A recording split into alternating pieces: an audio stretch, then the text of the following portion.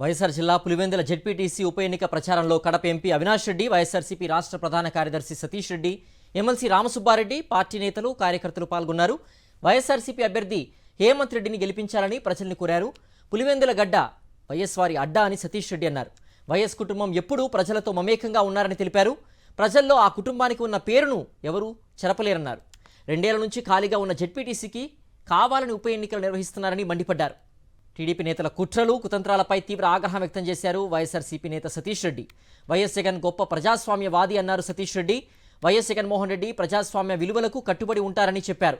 YS జగన్పై TDP నేతల మాటలు చాలా హాస్యాస్పదంగా ఉన్నాయన్నారు. ప్రజలపై అత్యంత నమ్మకం, మనోధైర్యం ఉన్న నాయకుడు వైఎస్ జగన్ అని చెప్పారు సతీష్ రెడ్డి. ఇప్పటికైనా టీడీపీ నేతలు చిల్లర రాజకీయాలు మానుకోవాలని సలహా ఇచ్చారు సతీష్ రెడ్డి.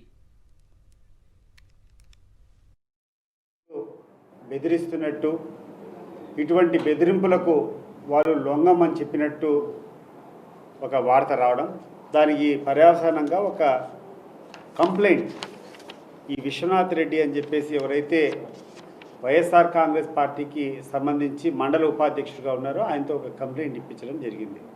ఈ యొక్క తెలుగుదేశం పార్టీ నాయకులకు ఒకటే ఒక సమాధానం ఇస్తున్నా, అయ్యా జగన్మోహన్ రెడ్డి గారి గురించి, ప్రజాస్వామ్యం పట్ల జగన్మోహన్ రెడ్డి గారికి ఉన్నటువంటి నిబద్ధత గురించి మీరు మాట్లాడడం చాలా హాస్యాస్పదంగా ఉంది.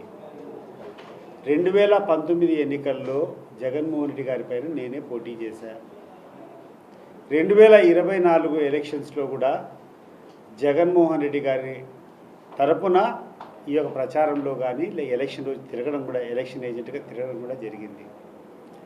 ఒక చిన్న సంఘటన కూడా జరగకుండా ఎక్కడ ఎవరు చేయాల్సినటువంటి అవసరం లేదు, ప్రజలకు ఓటు ఇవ్వండి, ప్రజలు మనకు ఓటు ఇస్తారనేటువంటి మనోధైర్యం కలిగినటువంటి వ్యక్తి జగన్మోహన్ రెడ్డి.